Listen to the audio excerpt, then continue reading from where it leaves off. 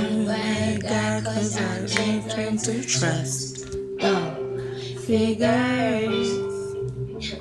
You say sorry once and you think it's enough. Good morning, you guys. It is cold as balls. Polar bear balls. It is freezing. Why is it so cold?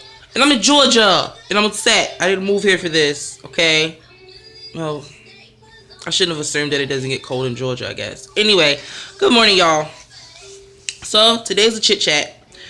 Oddly enough, somebody came to my DMs on Instagram and asked me a question. So, I decided to do a whole video about it. So, basically, the question was, first of all, happy birthday. Some of y'all probably seen it, but today is January the 6th.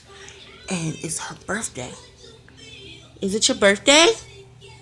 I'm sorry. Did mommy wake you up? I'm sorry, Pumpkin, but happy birthday. Happy birthday. Okay, so enough of that. I woke up. Sorry, it's cold. She's like bundled into her little bed. And for some reason, out heating the apartment is being stupid.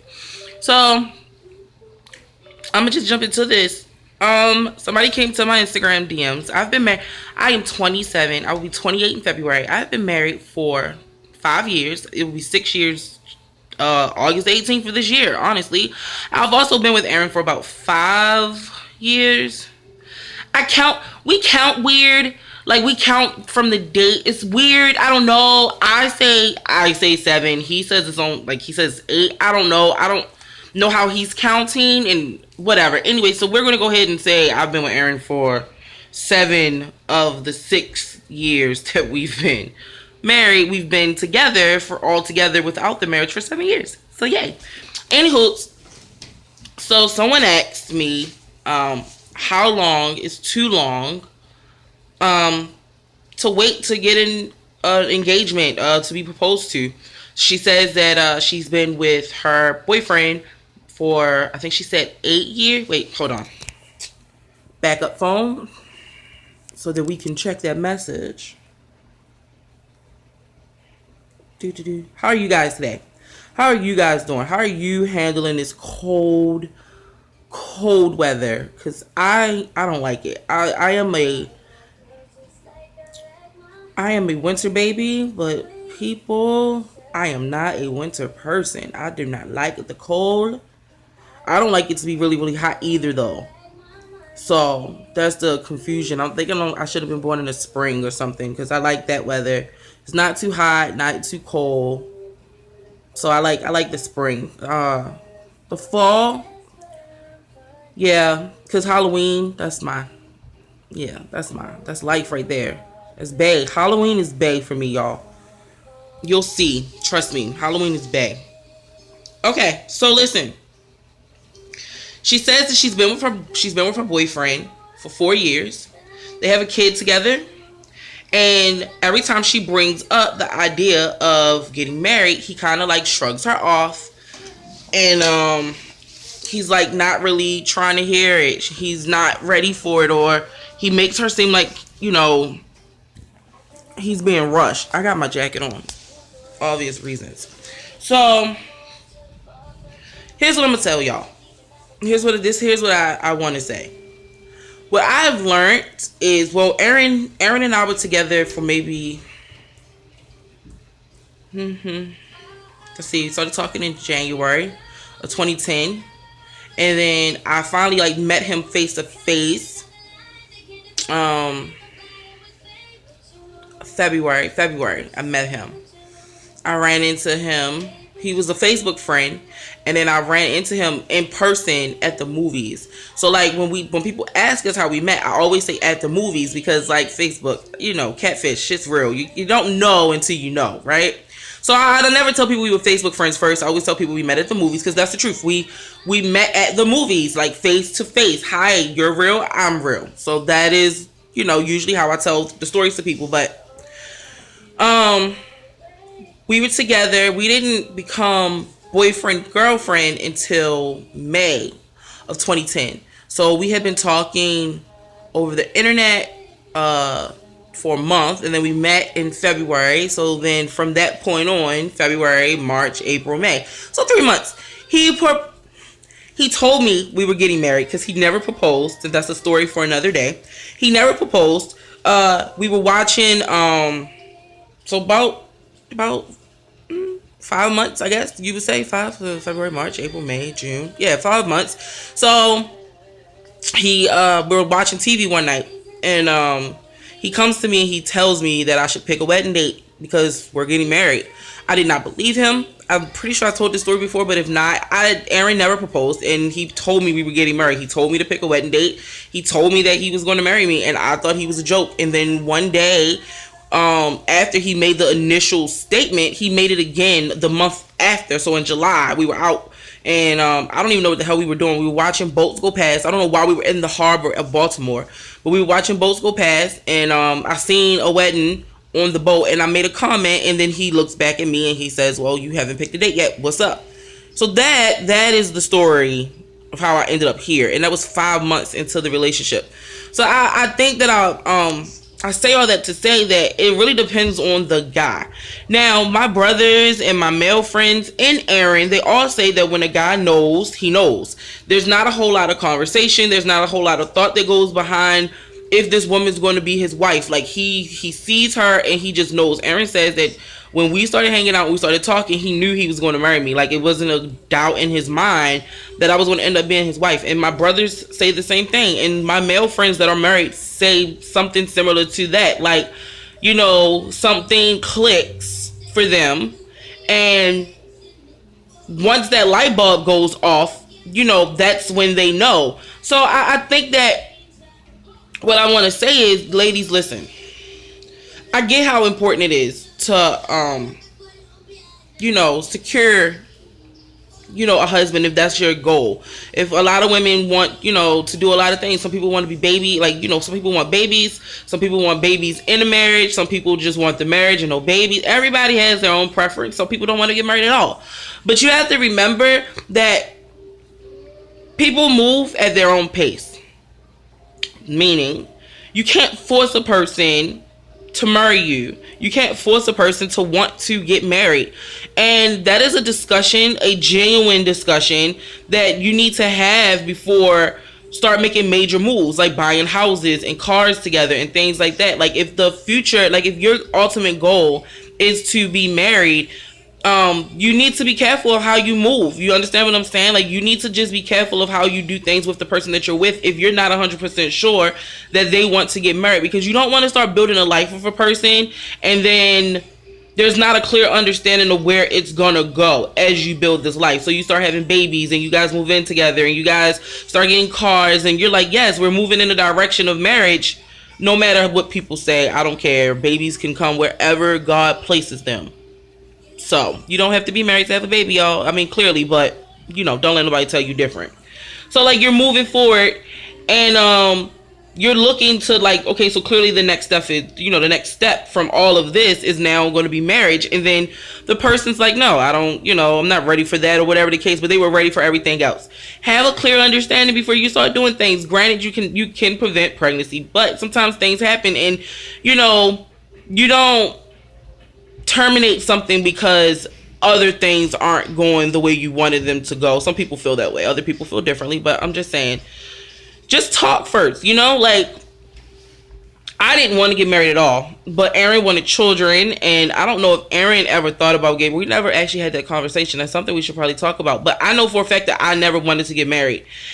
But something clicked for me too. Like, when we were together, it was just a thing where I just kind of knew that this is where I wanted to be, and I made up my mind. And we did have, like, conversations up until the night where he told me to pick a date. We had conversations about marriage. Like, once I kind of got that light bulb that that's where I wanted to be, and I guess he got one too, we would just kind of talk randomly. I used to watch Say Yes to the Dress, and I would always say something, just drop little hints, little, oh, how you feel about that dress? Do you like that? Like, things like that. And he never got weird. He never got awkward. And then finally I was like, you know, one day I do want to get married. One day, you know, like, my attitude had changed. So I really think that it's important to have that conversation before you get too deep into something. Like, do not be a year and a half into a relationship and then you're like, oh, so how do you feel about marriage?